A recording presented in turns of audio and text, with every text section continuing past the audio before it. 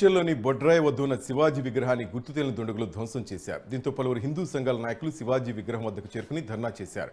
గత 15 ఏళ్లుగా మేడ్చల్ పట్టణంలో శివాజీ జయంతికి, హనుమాన్ జయంతికి ర్యాలీలు చేపడుతున్నామని, కానీ ఏ రోజు కూడా ఇలాంటి ఘటన మేడ్చల్లో జరగలేదని అన్నారు. పోలీసులు వెంటనే బాధ్యులను గుర్తించి వెంటనే కఠిన చర్యలు తీసుకోవాలని కోరారు.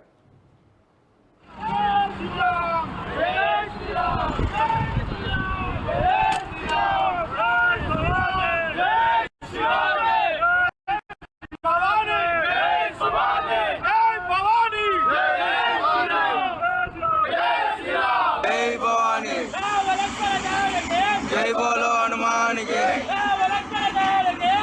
जय बोलो हनुमान की, जय बोलो हनुमान की, जय भवानी, जय भवानी, जय भवानी, जय भवानी, जय जय श्री राम, जय जय श्री राम.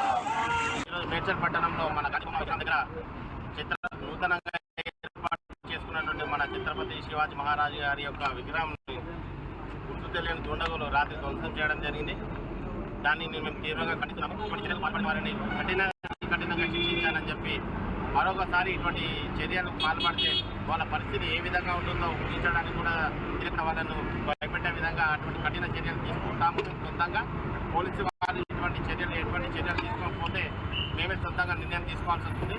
అందుకు మేము ఈరోజు సాయంత్రం వరకు గడివేయడం జరుగుతుంది.